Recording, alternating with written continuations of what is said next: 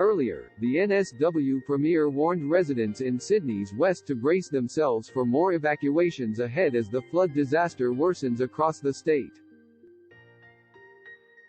NSW's crews have received more than 8,000 calls for help due to flooding across Greater Sydney, with up to 38 areas now regarded as natural disaster affected. More than 15,000 people have been evacuated from the mid-north coast and more than 3,000 across the Nepean and Hawkesbury area. Earlier, the NSW Premier warned residents in Sydney's west to brace themselves for more evacuations ahead as the flood disaster worsens across the state. NSW's crews have received more than 8,000 calls for help due to flooding across Greater Sydney, with up to 38 areas now regarded as natural disaster affected. More than 15,000 people have been evacuated from the mid-north coast and more than 3,000 across the Nepean and Hawkesbury area.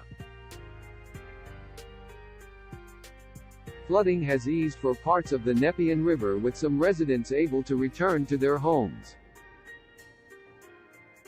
The NSWS has issued an all-clear notice for several areas in Sydney's west previously forced to evacuate due to rising water levels along the river. Properties within the area bounded by the Nepean River, south of the Great Western Highway and west of Peachtree Creek, including Captain Road, Fitch Avenue, Ladbury Avenue, Memorial Avenue, Nepean Avenue and Recreation Avenue, are now able to return to their homes. Almost 3,000 people have already been evacuated in parts of Sydney worst hit by flooding, and there are fears of 54,000 more could be affected. Despite easing conditions for the Nepean River, the Hawkesbury River is still causing concern for authorities, with several evacuation warnings in place and water heights peaking at levels not seen since 1961. Ms. Berejkilian said communities in area are not out of the woods yet and should prepare to leave if conditions change. "We're not through the worst of it yet, and that's why we need to brace ourselves," she said. "I just had an update from the Bureau saying they believe there will be heavy rain again today into Tuesday," Mr. Littleproud told Today. "When you look at the Hawkesbury and Nepean alone, there's 2,800 people that have been evacuated. We're saying to people, you have a responsibility to yourself and your family to understand the risks that are coming your way, and particularly for those men and women that are putting themselves on the line." Ms. Berejkilian said she has spoken with Prime Minister Scott Morrison to discuss ADF support as the state's flood disaster worsens. She said Mr. Morrison was happy to provide that support if needed. "Once the rainfall subsides and the cleanup begins, that's when we may need ADF assistance," she said.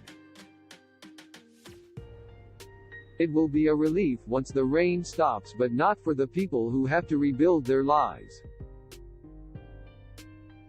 Ms. Berejkilian extended her sympathies to families and communities being impacted by floods, many of which are still recovering from the bushfire disaster. Some communities battered by the bushfires are now being battered by the floods and deep drought prior to that, and I don't know any time in a state history where we have had these extreme weather conditions in such quick succession in the middle of a pandemic, she said. "Please know that we are thinking of you and getting support as much as we can. The current weather conditions continue to affect roads and public transport across many parts of the state," NSW Transport Management said in a statement.